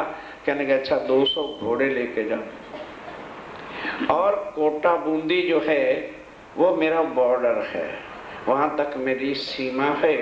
वहाँ मेरा एक बहुत अच्छा मकान है, जब मैं जाता हूँ उसमें ठहरता हूँ। और वहाँ हाथी भी हथनी भी है, हथनी पर स्वामी जी को बिठा के लाना, पैदल मत लाना, उनको नहीं घोड़े पे बिठाना। बस वहाँ से घोड़े की सवारी और जितना खर्चा रास्ते के लिए चाहिए वो भी यहाँ से ले जा। किसी सुंदरता को कष्ट नहीं होना चाहिए। असवारी ले आओ तुम, असवारी हमारे से ले जाओ, ले आओ हथनी बूंदी से, और बूंदी से हथनी ले लेना, और घोड़ा देते हैं हम, और जितने घोड़े चाहिए वो यहाँ से ले जा। एक हवेली बूंदी में, और बूंदी में जो मेरी हवेली जहाँ मैं जाके ठहरा करता हूँ उसमें स्वामी जी को ठहराना। रहने को लिख दई, वो वहाँ का जो प्रधान या मैनेजर प्रबंधक था उसको लिख के दे दी। श्री बाई जी को वहाँ बाई राय को रखना आराम के साथ। इन बार सिखापन दई, इस तरह से अच्छी तरह सिखापन देकर मुकानदास विदा होए के, अब मुकानदास जी राजा की चिट्ठी लेकर विदा हुए। दई असवारी साथ है, और सब असवारी सामान वगैरह सब साथ दिया। कहाँ से पहुँचे मंदसौर। अब वहाँ से कहाँ आ गए? अब आए मुकंदास जी मंदसौर। खर्ची दई थी हाथ, और खर्ची हाथ में दी थी। आए मिले मंदसौर में, मंदसौर में आकर के स्वामी जी से मुलाकात की। ले चले श्री जी को, श्री जी को लेके चले। आए पहुँचे औरंगाबाद, औरंगाबाद स्वामी जी आ गए। गई मुलाकात हवेली में। बस वो पहले से ही राजा तैयार था, खूब स्वागत किया और हवेली जो तैयार थी उसमें स्वामी जी को बतराया। भाव सिंह आए के, भाव सिंह आकर के लगा दो कदम, चरणों में आके प्रणाम करता है। देख दीदार इन समय, अब दर्शन करके बहुत प्रसन्न हुए। कृत कृत जानी आत्मा। राजा भाव सिंह ने अपने को धन्य धन्य समझा कि मेरा आज का दिन जीवन मेरा सफल कर रहा है। लगा सेवा करने, अब खुद सेवा करने लगा। उच्छव रसोई जब, अब उच्छव रसोई जब करता है तो खुद परोसता है, खुद जो है पंखा झुलाता है। देई जागा हवेली अपनी, तब चर्चा एक दो दिन सुनी तो कहते स्वामी जी हवेली बाहर नहीं, आप मेरी हवेली में आके अंदर ठहरो। देई सेवा इनकी तब जो है सेवा करने लगा महलों में। सुन नरसैया के शब्द कीर्तन, तब नरसैया नरसिंह मेहता ने, कईयों ने नरसैया की नहीं समझ आई तो नरसिंह मेहता करके टीका में लिख देते हैं। नरसैया कब था? जब प्रतिबिंब की सुनाई थी आपको। वो लीला कितने दिन की हुई? 11 दिन की। 7 दिन गोकुल, 4 दिन मथुरा। तो रास की लीला जब पहले हुई थी तो नरसैया पहले ब्रह्मांड में कृष्ण का भगत था जो प्रलय हो गया था। अब उसने जब बांसुरी की आवाज सुनी तो रात्रि का समय था, हाथ में मिसाल लेकर के भागा भागा आया था और अंदर तो जा नहीं सकता था। नरसैया आए, खड़ा हुआ आड़े दरवाजे, बताए थे 4 दरवाजे कौन से? एक शरीर पिंड, दूसरा ब्रह्मांड, तीसरा निराकार और चौथा योग माया का। ये 4 दरवाजे थे। तो बेचारा बाहर खड़ा रहा मिसाल लेकर और अंदर इस नित्य वृंदावन, ये वो नहीं, ये वृंदावन में जो रास की लीला हुई थी उसके स्वर, क्योंकि गोलोक की शक्ति थी ना, उसको सुन करके इतना मगन हो गया पता ही नहीं चला। मिसाल भी जल गई और इतना हाथ भी। उसके जो किरंतन थे उसको सुन करके राजा भाव सिंह इतना मगन हो गया, चित हुआ मगन, बिल्कुल मस्त, उसको होश ही नहीं कि मैं राजा हूँ कि मैं कौन हूँ। आप लगा नाचने, आप लगा नाचना आसान नहीं होता। भरी सभा में उठना और नाचना कोई आसान का भाव। अब राजा के भाव जैसे सुंदर साथ करते थे वैसे पब्लिक भी बैठी है, वजीर भी हैं, महारानियां भी हैं, कोई मतलब ही नहीं लोक लाज शर्म की। जो करे मोमिन, जिस तरह सुंदर साथ करते हैं भगत भाव जोर रे, इतना भक्ति भाव बढ़ गया सेवे परमेश्वर, और साक्षात स्वामी जी को परमात्मा का रूप मान के सेवा करने लगा। शक चुनावी, दिल में जरा भी शक नहीं, भगत भाव ऊपर, भक्ति भाव के ऊपर। दिन अपने अंदर पत्र, तब अपने महलों में स्वामी जी, वो मेरा दूसरा कमरा है ना, वहाँ भी चलो, वहाँ भी चरण कमल रखो, सब कमरों में ले गया। पत्रावर सिराज, आप श्री जी साहब जी को पधराता है। रास लीला के किरंतन, अब फिर कहता जी रास लीला के किरंतन सुनवाओ। राजी होवे इनका, उसको सुन के बहुत राजी होता है। जब बात कही कुरान की, अब जब ये देखा स्वामी जी ने तो एक दिन चर्चा में कहा कि राजा भाव सिंह, जैसे हिंदुओं के ग्रंथों में मुझे ही अक्षातीत और विजयाविनंद बुद्ध निष्कलंक अवतार कहा है ना, उसी तरह कुरान में भी मुझे ही अल्लाह ताला आखिरुल ज़मा इमाम मेहंदी लिखा है। तब इनका किया विचार, अब राजा सोच में पड़ गए, कहने लगे स्वामी जी मुझे कोई शक नहीं है, लेकिन सवाल ये है मैंने जिंदगी में कभी कुरान पढ़ा नहीं। मेरे दरबार में 4 शरीयत के काजी मेंबर हैं, मेरी पार्लियामेंट है, और मुसलमान हैं। मैं उनकी ड्यूटी आपके पास लगाता हूँ, आप उनको कुरान से समझाओ, और यदि वो कुरान से समझकर आपको स्वीकार कर लेते हैं कि आप अल्लाह ताला इमाम मेहदी हो, तो मैं शीश अपने चरणों पे आपके रख के कसम खाता हूं कि आपके स्वरूप की पहचान कराने के लिए मेरी तलवार होगी और औरंगजेब को चैन मिलूंगा।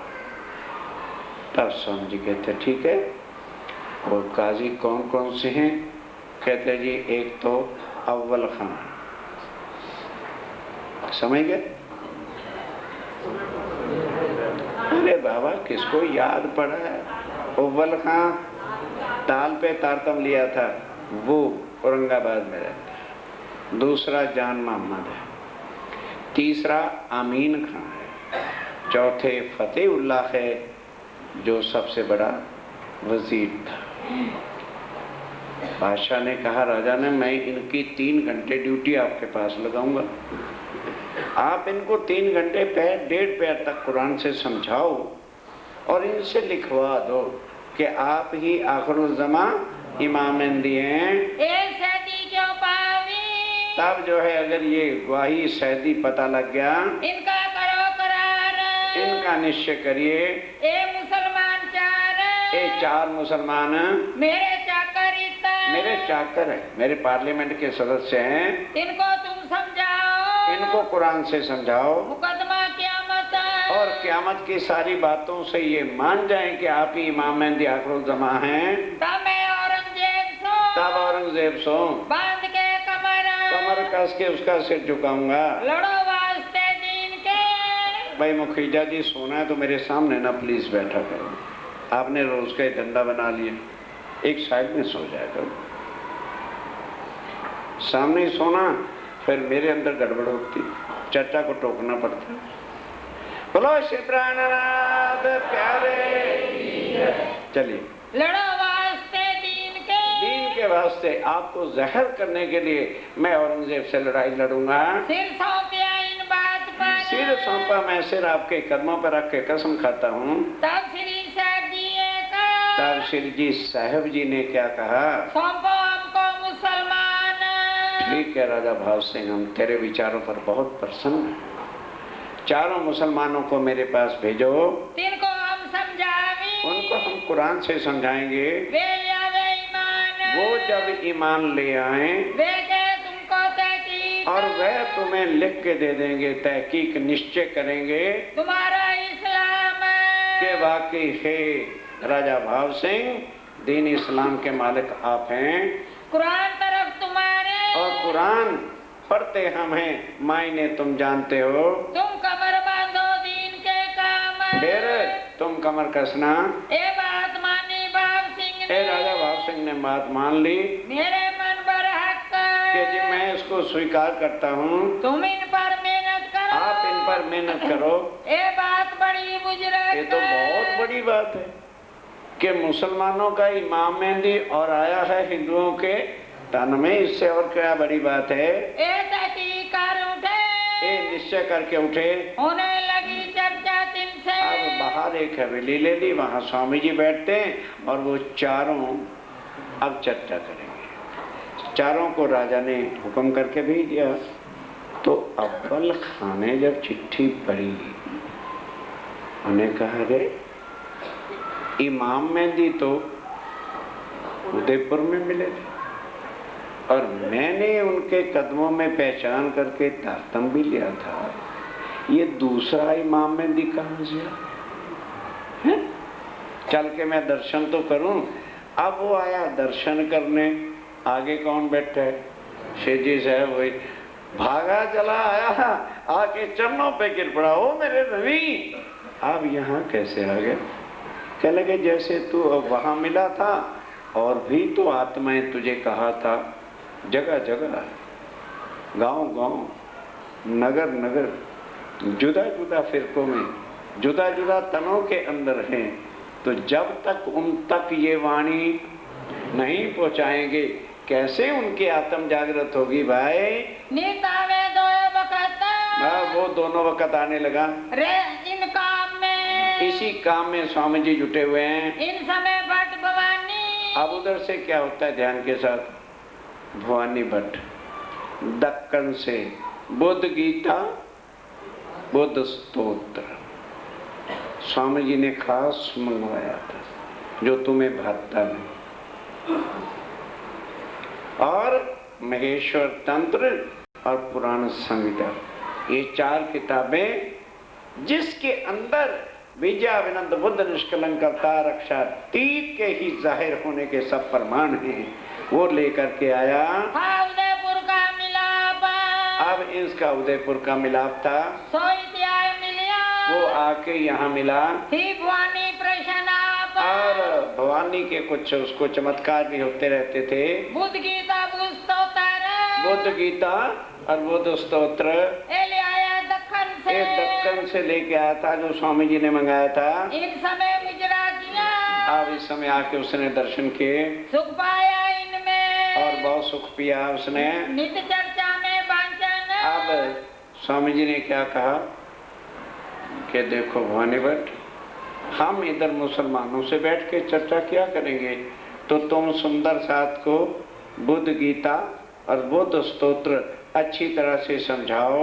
आवे करण दीदार, अब वो मुसलमान जो है वो दर्शन करने आते हैं। कछुक पहचान तारतम, धीरे धीरे जो है तारतम की पहचान अमीन खां को होने लगी। दई दनी निर्धार, अब स्वामी धीरे धीरे एकदम थोड़ा ही मुंह से कह देते कौन है, कुरान से उनकी आयतों से धीरे धीरे समझाने लगे। इन समय अब्बल खान, इस समय अव्वल खान करने आया दीदार, जब दीदार करने आया, उदयपुर का मिलाप, पहले उदयपुर का मिलाप था ही। इन पहचाने परवरदिगार, इन्होंने पहचाने परवरदिगार आए थे, हमारे इमाम मेहंदी साहब खुद यहाँ आए हैं। जान मोहम्मद नहीं खां, अब जान मोहम्मद और महीन खां, एक इनको सुनाई कान, ये अव्वल खां अब जाके उनको मिलता है और बातें सुनाता है। इनको बुलाए ले आया, अब उनको बुला के ले आया और करने लगे पहचान। अब पहचान, उधर कौन मेहनत मार रहा है? अव्वल खां, और उधर स्वामी जी कुरान से हदीसों से सब समझा रहे हैं। महीन को ईमान आया, महीन को ईमान आ गया।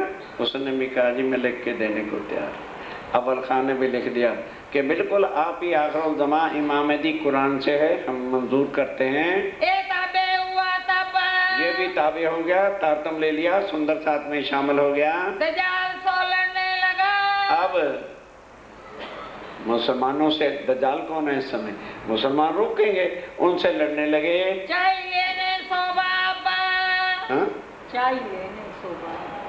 हाँ, तब अव्वल खान महीन खां क्या सोचते हैं कि इस वक्त हमें खुदाई काम करके शोभा लेनी चाहिए। रबानों में जो पठान थे उनको जाके ये बातें बताई। चली चर्चा दिन में। अब उनमें ये चर्चा चलने लगी। और तो मुसलमान सबको स्वीकार करते हैं, पर उनसे ये स्वीकार नहीं होता कि हिंदू, बस ये उनके सामने फाटक अड़ा हुआ है। सुनी जान मोहम्मद। अब जान मोहम्मद जो था वो सबका उस्ताद था, सबको कुरान की तालीम देता था। जब उसने सनंदे सुनी, क्यों ये पहचान हुए इनसे, तब मोमिनों ने इसलिए जो है, किसने, अरे बाबा अव्वल खां और उसने अमीन खान ने जब ये सनंदे सुनाई, क्यों सुनाई, ताकि इसको भी स्वामी जी के स्वरूप की पहचान हो जाए। एक जान मोहम्मद को असल अंकुर ईमान। अब जान मोहम्मद है तो कट्टर मुसलमान, तालीम देता था, लेकिन परम धाम की खास ब्रह्म सृष्टि है, तमाम तफसीर, और खुद इतना आलम फाजल था कि सारी तफसीर कुरान के, क्योंकि तालीम देता था, सब कुछ याद था। पढ़ो मैं अरबी खान, और अरबी सब कुछ में पढ़ा हुआ था।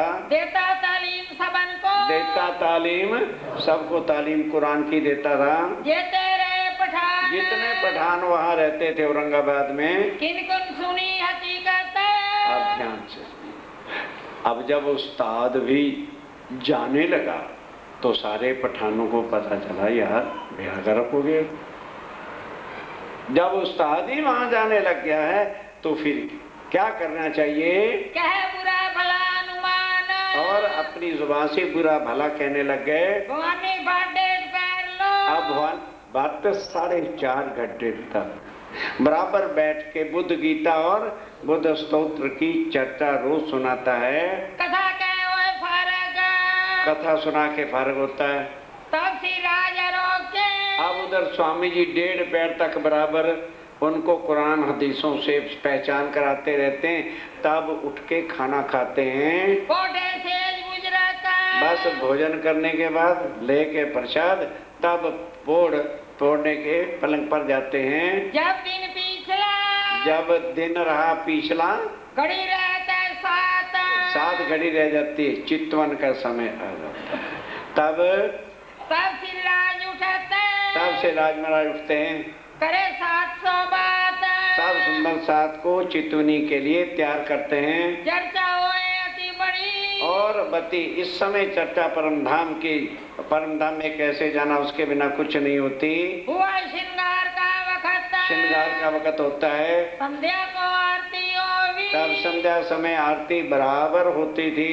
सब साथ खड़ा देखत, सब सुंदर साथ खड़ा होकर के मिल करके आरती दर्शन करते हैं। एक तरफ लालदास, एक तरफ राजदास जी खड़े हैं, दूसरे भवानी भट्ट, दूसरे तरफ भवानी भट्ट, एक तरफ लालदास जी हैं। चर्चा कुरान भागवत की। ध्यान देना, अब जब संध्या आरती हो गई तो एक तरफ कुरान पक्ष के लालदास जी किताबें लेके बैठे हैं, और एक तरफ भवानी भट्ट जी हिंदुओं के जितने ग्रंथ पक्ष हैं उसको लेके बैठे हैं। लटपट, और लटपट होके मगन बैठे हैं। श्री राज करते हैं कुरान के भी और हिंदुओं के ग्रंथों के भी, दोनों को एक करके वाणी से मिला रहे कि जो कुछ कुरान में है सोई हिंदुओं के ग्रंथों में, भागवत वेद शास्त्रों में, और वही ये तुम्हारी वाणी है जिसका तुम्हारे को दे दिया है खुलासा करके। सुनने वाला साथ, और सुनने वाला कौन है? सुंदर साथ बैठ के लटपट होके चर्चा सुनते हैं। कोई सवाल करता है, अगर कोई सवाल करता है, कोई बानी लेने हाथ, कोई बानी का प्रश्न करता है, अब्बल खां ले आइया, अब उधर उनके उत्तर दिए जाते हैं। इधर अव्वल खां किसको लेके आता है? जान मोहम्मद को। अव्वल खां जान मोहम्मद को लेके आ गया। चर्चा सुनी मास्तों 2 महीने तक चर्चा उसने सुनी, लेकिन शरीयत का पर्दा हटा नहीं। घायल भी आतिन अब वो आके चर्चा सुन के घायल तो हो गया था, पर था अर्ध पक्का था, भी ईमान पूरा नहीं था। सुनी लीला फिरी सूरत। अब ध्यान देना, जब परम धाम की लीला सुनी, सूरत तो फिरी, लेकिन लालदास जी जरा जल्दी करें, अक्षरातीत के स्वरूप का वर्णन कर। और मोहम्मद साहब ने कहा है कि अल्लाह ताला की सूरत अल्लाह ताला के बिना कोई कर नहीं सकता। अब कर दिया लालदास जी ने, उसको एकदम जोश आ गया, सारे ये तो दज्जाल है, इनको अल्लाह ताला की सूरत बयान करने का क्या अधिकार है। नाराज होके घर चला गया। लाल उत्तम सुनाई। लाल उत्तम दास ने जल्दी कर दी। कई मोमन बना जरा बहुत जल्दी होते ना, जल्दी जल्दी मोड़ मिला हुआ बता दे जल्दी जल्दी। वो अपनी अकल इस्तेमाल करते। कुछ दर्जा होता है, कुछ ईमान होता है, तब जाके मोड़ मिलावे का सब स्वरूप श्रृंगार बताना चाहिए। लड़ाई गई उन वक्त, उसको गुस्सा आ गया, लड़के चला गया। यात्रा घर का काफर कहीं के, मैं कल से तुम्हारी शक्ल भी नहीं देखूंगा, कब उड़ा ले कभी तुम्हारी शक्ल नहीं देखूंगा, तुम्हारे पास कभी नहीं आऊंगा। मैं 2 मास मेहनत करी। अब लालदास उनको हो गया, यार 2 महीने मेहनत करी थी इतनी, और वो तो निष्फल चली गई। बेनारू निर्मल, इसकी आत्मा निर्मल नहीं हुई। उत्तम दास अर्ज करी। अब ध्यान के साथ उत्तम दास कहते हैं, स्वामी जी आखिर इसने 2 महीने चर्चा सुनी है, हो गई गलती हमारे से, अगर आप कहो तो हम इसके घर जाके मना के ले आए, क्योंकि हमारे ट्रस्टी बड़े उतावले रहते हैं, अजी वो नहीं आया है, हम उसके घर ही चले जाएं। जितनी अकल है उतनी तो बात करनी, क्यों भाई, कोई फैक्ट्री का पार्टनर है जो घर चले जाए उसके। लालदास स्वामी जी कहते हैं, एक तो मूर्खता की कि तुमने उतावलेपन में राज्य का स्वरूप श्रृंगार बता दिया, और दूसरा मुंह काला पोतने जा रहे हो कि हम उनको बुलाने जाए। बुलाने जाओगे तो जन्म भर का दुश्मन हो जाएगा तुम्हारा। क्यों? कमजोर आदमी जाता बुलाने के लिए, जब तुम सच्चे हो। देखो तमाशा, उसने 2 महीने तक चर्चा सुनी है, आज की रात तो काटेगा, सवेरे तड़पता हुआ चरणों में आ जाएगा। बुला लिया मोहम्मद जान। वो कहने लगा मलूक चंद के हम जान मोहम्मद को बुला लाएं। बरजा श्री जी साहब जी स्वामी जी ने मना किया, खबरदार, इन्ने सुनी चर्चा का। इसने 2 महीने चर्चा सुनी, अगर चर्चा की चोट लगी है तो घर चैन से नहीं बैठेगा। सो दुचती हो गई। अब जान मोहम्मद गया, गुस्सा हो गया, ठंडा, रात को नींद नहीं आई। कहने लगे यार चंडाल गुस्सा आ गया, अब चर्चा कहाँ से सुनूंगा। वो तो वर्ष अजीम की बातें थी, कभी इधर करवट बदले कभी इधर बदले, या लानत अधिकार है, गुस्से को सवेरे उठ के चला ही जाऊंगा। नहा धो करके सुबह चरणों में आ गया। प्रात को उठ दौड़ेगा। बस स्वामी ने कहा तुम प्रातः तो होने दो, उठ के आएगा। करने लगे दिल से। बस ये फैसला हो गया। दिन दूसरे आया। दूसरे दिन जान मोहम्मद उठ के आ गया, श्री साहब जी के पास आके कदमों में आके सलाम किया। मुझे क्यों ना समझावत? ऐ स्वामी जी मुझे क्यों नहीं समझाते? स्वामी जी ने कहा तू समझने की दृष्टि से कभी आया ही, तू तो मेरा इम्तिहान लेता रहा 2 महीने, तो इम्तिहान लेता रहा तो फिर मैं तुझे क्या समझाता। 8 दिन सिर्फ, और वो भी 3 घंटे के लिए मेरे पास आ जा, और 8 दिन के अंदर तुझे सब कुछ समझ लग जाएगी। मुझे कदमों की आस। अब कहता है मुझे आपके कदमों की आस है, आपके कदम छोड़ के कहीं नहीं जाऊंगा। तब श्री साहब जी तब स्वामी जी ने क्या कहा? 8 दिन दो चित्ता। 8 दिन सिर्फ चर्चा सुनो बस, फिर तू चर्चा के बिना रह जाए तो फिर मतलब ही नहीं है। सो भी एक पैर और वो भी 3 घंटे। आगे तो तू 1.5 घंटे, पैर 6 घंटे, 5 घंटे चर्चा सुनता रहा है। देख कैसा होवे इतना। फिर देख तो सही क्या होता है। आया चर्चा सुनने। कल लाना, आज क्या करो, दोहराओ चपाई, टाइम हो गया, चपाई दोहराओ। तब श्री जी साहब जी का। तब श्री जी साहब जी का। 8 दिन देव चिता। 8 दिन देव चिता। तो भी एक पैर। तो भी एक पैर।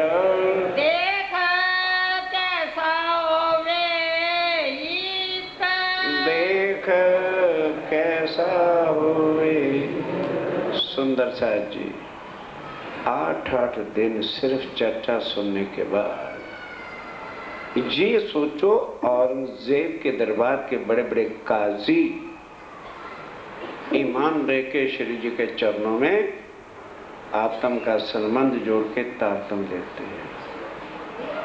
और हम, शरीर भी हिंदुओं का है, पर ऐसे कूट कूट के कर्मकांड दुनिया की कहेगी, ऐडी उम्रे चाह के हों सी तारतम्य। हाँ, मामा क्या कहेगा, मामा बड़ा के अक्षरत।